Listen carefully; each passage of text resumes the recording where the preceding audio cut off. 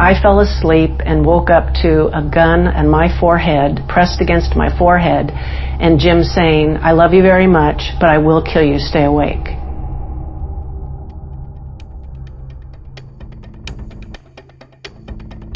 That's Grace Stone. In the 1970s in California, she was a senior leader in the People's Temple and witness to Reverend Jim Jones's evolution from Midwestern preacher to Messiah to maniac. This is Oversight Jonestown, CQ Roll Call's podcast where we re-examine our nation's scandals through the prism of congressional investigation. We're telling this story at a moment when congressional oversight is again gripping the nation. We've told the story of Jonestown and how Jim Jones led 917 other people to their deaths, including the assassination of Congressman Leo Ryan. I'm Sheila McVicker, and in this episode, we reveal how Reverend Jim Jones gained power and then abused it. Coercion and blackmail became routine. We're going to take you on a journey where Jones's evil actions were cloaked by his public reputation. It's his descent into madness.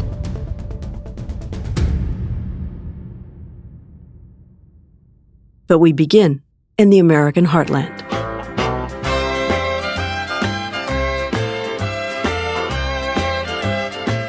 Jim Jones grew up in Indiana, a place of Jim Crow laws and the Ku Klux Klan.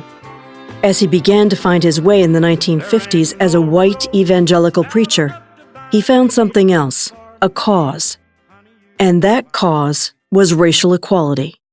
In the days when few whites and blacks worshiped together, Jones racially integrated his Indianapolis church. He appropriated this fire and brimstone rhetoric and delivery. That's Zakibu Hutchinson, author of White Knights, Black Paradise. She spent years researching Jim Jones and his church and what it meant to the African American community, especially women.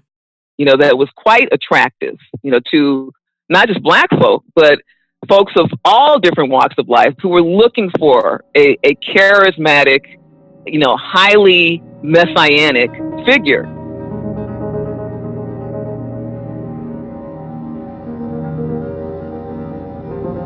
The church was not enough for Jones. He also sought a role in public life. In 1961, Jones became the Human Rights Commissioner for Indianapolis. He integrated movie theaters, lunch counters, got blacks into jobs previously open only to whites. He became a respected player, admired in the civil rights movement, and was looking for a bigger stage. In 1965, Jim Jones founded in California, the promised land for Americans, white and black.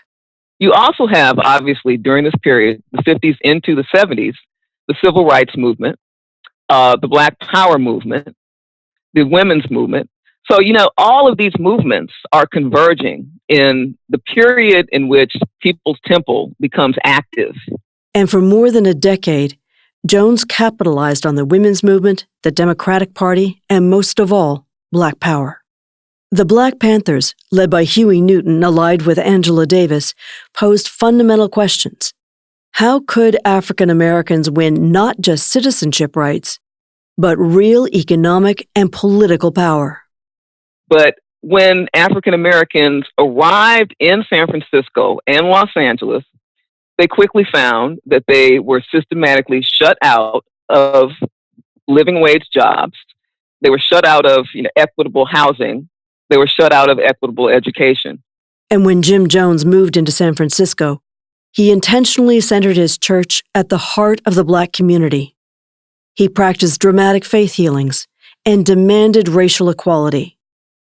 Thousands were drawn to the People's Temple. So I was interested in the fact that it was a church that was interracial. That's acting San Francisco Police Department Captain Yolanda Williams.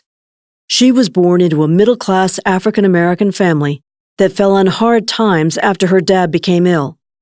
Her family joined the People's Temple. She grew up in the church and says she's speaking now as a cult survivor. The churches that I was raised in, my dad was a minister and he's a Baptist minister, so they were primarily black churches. It was exciting but unusual back in the late 60s, early 70s to have interracial or fully integrated churches.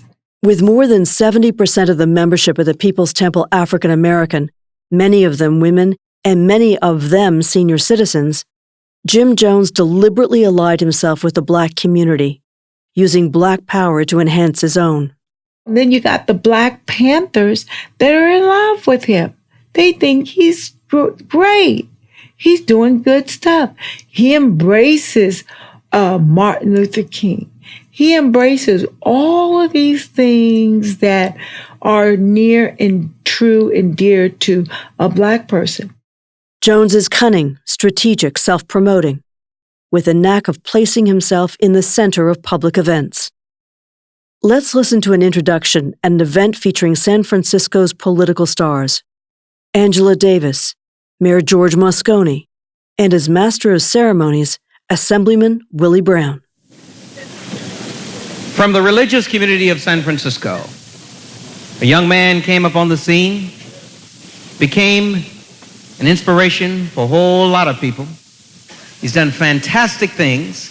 Let me present to you a man who bought 1,000 tickets for tonight's concert, Reverend Jim Jones.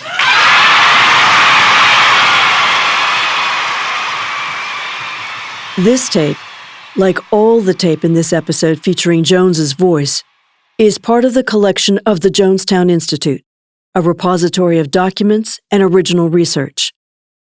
On this night, Jones stole the show and earned more applause. Of course, he packed the hall with his supporters. We've had to look in strange places to find our prophets. But I hope America listens, and listens while there's still time, because the attitude of the nation lacketh much when it comes to concern. There's still a great deal of apathy. Blacks being run out, and Indians run out of every rural community. We must come together, and we want to come together. As the People's Temple grew, so did Jones's social outreach. He built an empire in California. He owned a fleet of Greyhound buses. He ran 3 megachurches attended by thousands of followers. He ran centers for seniors. He ran group foster homes. If it was civic society, he had his hand in it. And now he turned to politics. My name is Marshall Kilduff, and back in the 70s, I was a City Hall reporter. Today, Marshall Kilduff is an editorial writer at the San Francisco Chronicle. In the 1970s, covering City Hall, he grew curious about Jim Jones. Jones would flood the room with his followers, plus a kind of a coterie and entourage right around him of maybe a half dozen people. And was that sort of normal practice in San Francisco back in the day? No way.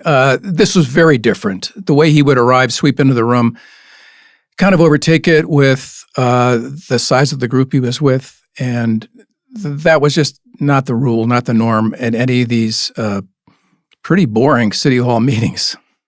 And as Kilduff became aware, Jones and his thousands of Temple members were a sought-after political commodity. Votes, vote-getters, crowd-makers. He said and did all the right things, and he did it in a big way.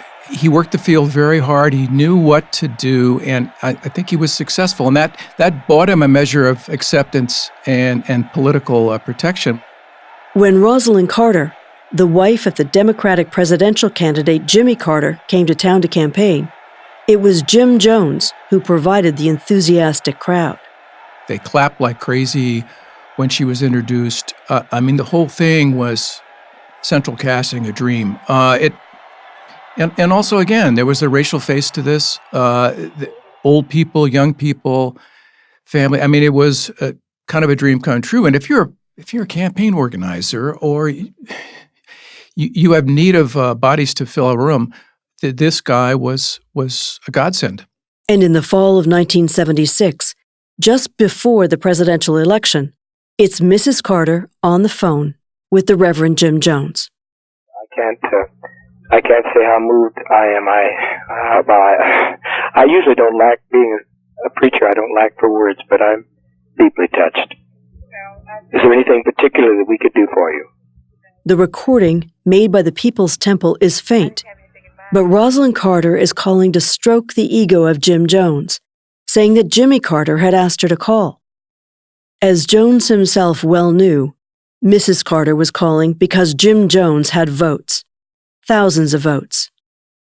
Let's remember, California was then a heavily contested state between Republicans and Democrats.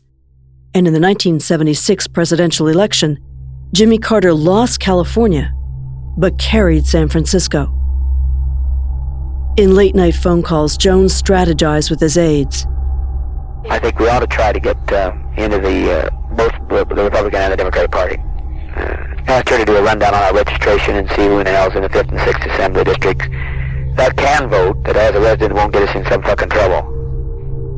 Jones embedded himself and the membership of the People's Temple very firmly in the machine politics of Democratic San Francisco. Rosalie Pakenham was editor of a San Francisco-based magazine called New West. She was under no illusions about the nature of the man or the politics he played. Jones had something on everybody, and that was the power that he had, and he could bring out for any vote busloads of people, and this is how that's why he kept his power. He had something on everybody, and he could turn out the crowds. He was even credited with greatly aiding the election of George Moscone, the Democratic mayor of San Francisco, after Moscone just squeaked into office in 1976. And in the way of machine politics, says Rosalie, Jones got his reward. Moscone named him to the Housing Committee, Jones, the head of the Housing Committee, which was a big job, and it was great because then he had access to getting his people into housing. You know, it was part of his goal to be in control of that population, and he certainly was. He dodged scrutiny, hiding behind the First Amendment, freedom of religion. Marshall Kilduff. There was also just basic politics, freedom of expression, the right to petition, free press. All these things could be tapped by the church to halo their actions. And I think that's an impregnable position. I think they were in a pretty good spot if you want to resist any challenge or legal inquiry. His roadshow faith healings, not just in San Francisco, but across the U.S., were big moneymakers. Jones was as charismatic, as dramatic as any preacher on the evangelical circuit. You got trouble with your eyes? Yes. Right now, you come and meet me in the aisle, and it'll all be gone.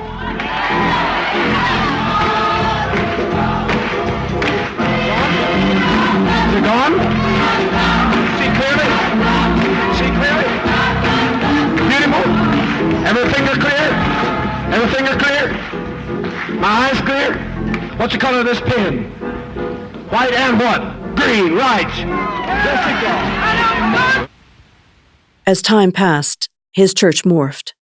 While he preached equality, the leadership of the church no longer reflected the membership. Here's Yolanda Williams.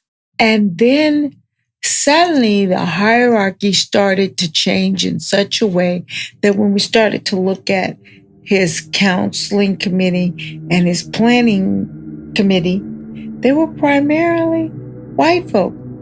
By 1976, he was no longer preaching the Word of God. He was preaching that he was God.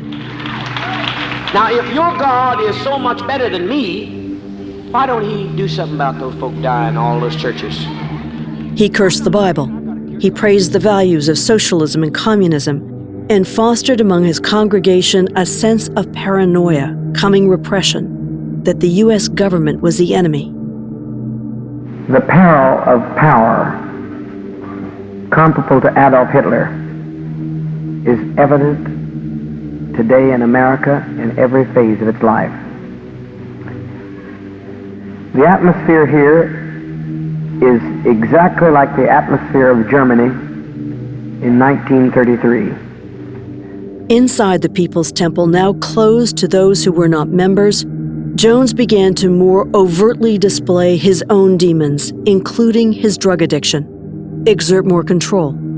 There were public shamings. They wanted to break you. It was their technique, their tact of getting you to give up.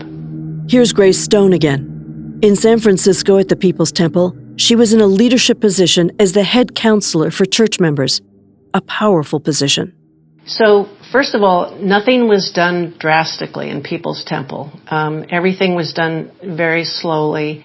Over time, Jones conditioned his flock to accept his excesses and cruelty. Psychological torture was also part of his arsenal.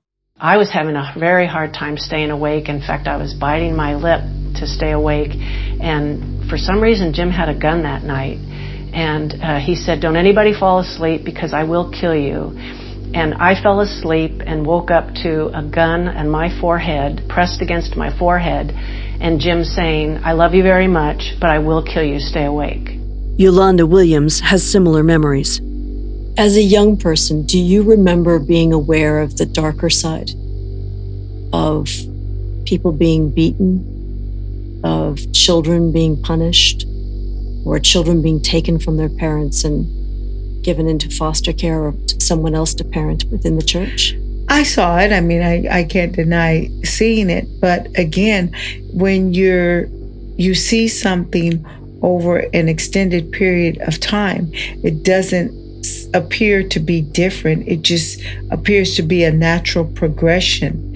And when it's sold to you as a bill of goods as something that's good for you, it's something that any comrade would do for another, then you start to rationalize what is irrational. Increasingly, in the name of correcting and policing the community, there was violence, including during church services. Grace Stone. If it was a man, there was boxing done. People were brought up from the audience that were bigger and stronger than that person, and once that person tired out, he would have a second and possibly a third person come up and fight with that person. Then he got on a thing with a paddle, a wooden paddle, and he had one of the biggest people, strongest, it was a woman, would hit, be it a child or an adult, with that paddle in front of everyone. For Jones, sex was just another weapon to humiliate, control, coerce, and threaten. Here's Yolanda Williams again. But we didn't realize he was having all this sex with all these people, men, women, everything, because he controlled the men, because a lot of these men had already been humiliated, knowing that they had allowed themselves to be used physically and sexually by him. And then the next thing I know, he brought up a woman and said she had supposedly been writing him love letters and supposedly wanted to have sex with him, and he was tired of it. He'd had enough. And he made that person stand up. He made her strip her clothing, and she proceeded to be told by the men in the room how ugly she was. And then these, I don't know if it was 3 or 4 women got up with closed fists and started hitting her about the head. They were just kept, punching her in the head. And the nurse said, "You need to stop now." And of course he didn't. And if he got mad at one of the women, he would discuss relationships that he had with them. And every time when he would claim he had to have a relationship with a person, it was always because it was for the cause. He'd sacrifice his body sexually, physically with them in order to make sure they stayed in good standing with the church.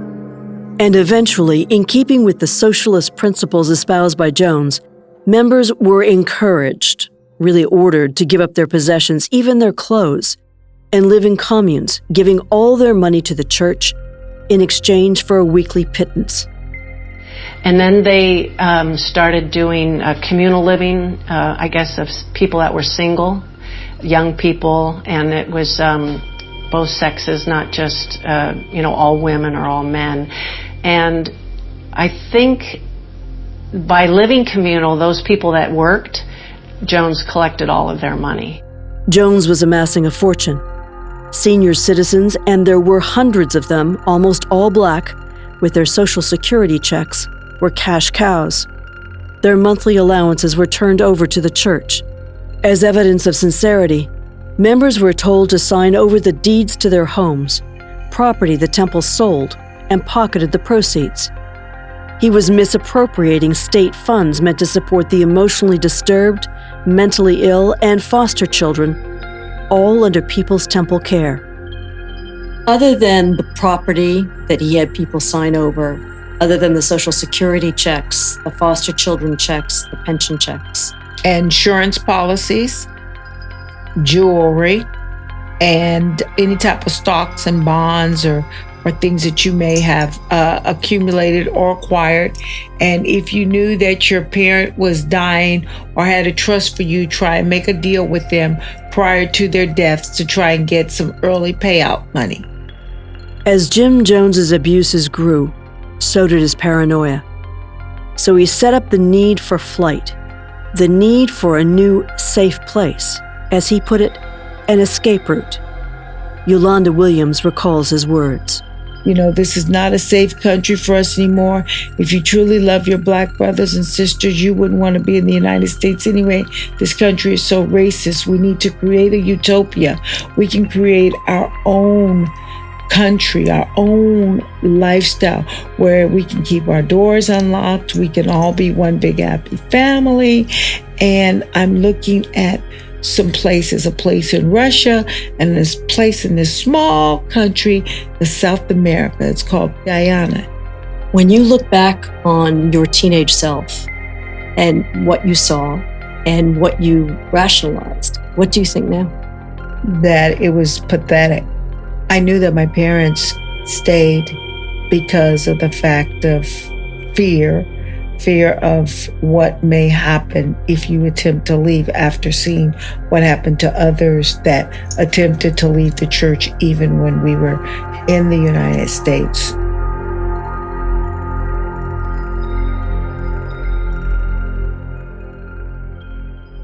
Fear is a powerful weapon. For those who weren't fearful enough, there were guards with guns. And to leave, that was the ultimate act of treason. Here's Grace Stone. And one day, the kind of light bulb went on, and I thought, I realized that with Jones, the game was to keep you off balance, and that no matter what you did or who you were, it was never going to be good enough. We were always told that if we ever left, that we would be hunted down and killed. And when I left, I thought to myself, I'm going to be 65 years old and still in this situation. I'd rather be dead than to live the rest of my life like this. So I made a decision that if they kill me, then so be it. In July 1976, Grace Stone, once so close to Jones, had had enough. She fled out of state. For Jones, this was a betrayal raising the specter of what he had long feared, that sooner or later, defecting members, law enforcement, or the media would begin to catch up with him and his crimes. And in 1977, the press did. Here's Rosalie Pakenham about the reporter who was on to Jones. And Marshall Kilduff took his sort of fledgling story to San Francisco Magazine, and they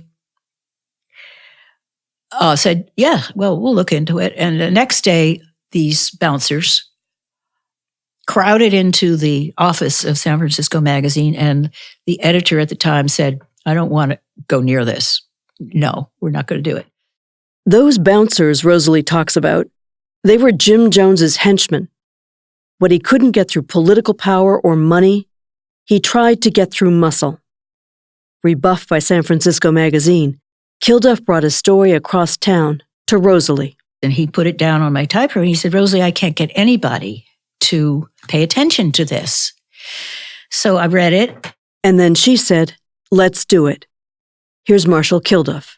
Eventually, we met up with some ex-members who were very spooked about talking, but were willing to let us know what they had to say about the temple's operations. And that's where the story took off from. defectors began to come out of the woodwork. And I said, oh, this is very interesting, but we have to have everybody with a name, a picture, a real name and a picture, and their quote, if we're going to publish this. Did Jones know that New West was planning to publish a piece? Oh, yes. So Jones did threaten, and he was so politically powerful at the time. Jones wanted to stop the story coming out by any means. But at that point, I moved out of my house because he was threatening me personally. But you had to leave your home? Oh, yeah. Yeah, because of the bouncers. Another time, they found me on the phone. The last call I heard was, don't do it. Like, don't publish it. And that's when I got my kids up. Rosalie whisked her kids away to safety and under police escort moved into a hotel. I was out of there and really afraid for my kids more than me, but me too. That's when I went out and bought a weapon, and I learned how to use it. Rupert Murdoch, yes, that Rupert Murdoch, now of Fox News, based in New York, was the owner and publisher of New West.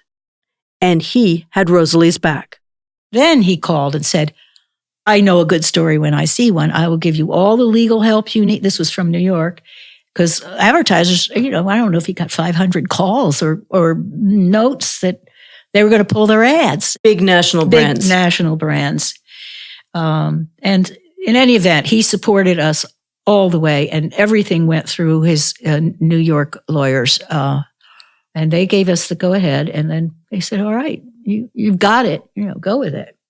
In July 1977, New West published Inside People's Temple, an explosive expose that detailed Jones's political connections, and most sensationally, published on-the-record allegations of physical abuse, including of children, detailed fraudulent use of state funds, and claimed that members had been coerced into handing over property, including homes. These were allegations of serious crimes, worthy of serious investigation. I read Jones parts of the original story on the phone the night before we went to press. What did he say? He said, no, Ms. Wright, that's not true, Ms. Wright. I mean, he was very unctuous. Jones was in a room surrounded by his most important lieutenants, one of whom later wrote about the exchange. Here's how Rosalie tells it. At the end of the conversation, he first held up a piece of cardboard on which he wrote, "We didn't scare her enough." So then he held up a sign saying, "We leave for Guyana tonight."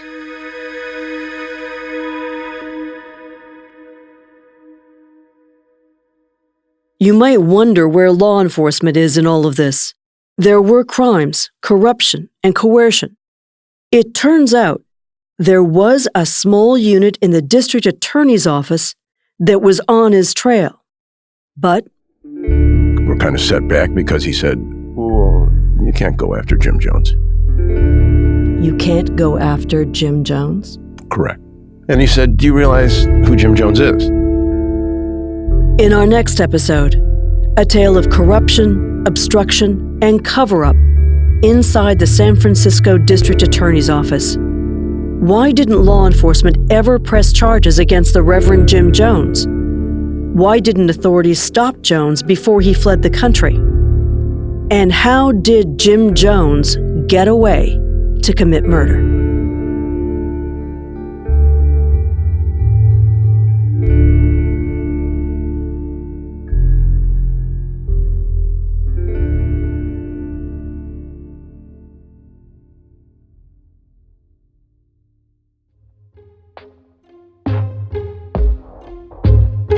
Oversight Jonestown was reported and written by me and Joanne Levine. This episode was produced by Evan Campbell. Editing on the series by Joanne Levine with an assist from Martha Ann Overland. Fact-checking by Noah Berman. Oversight Jonestown could not have happened without the reporting help and insights of our CQ colleagues, Mark Strickerts and Marcia Myers. A huge shout-out to Jillian Roberts for her tireless support. Take a look at our website at rollcall.com/Jonestown, and you'll see a beautiful design by Marnie Prince. It was built by Patrick Blinkhorn, Rajiv Manath, and Tom Schaefer. Oversight is a production of CQ Roll Call.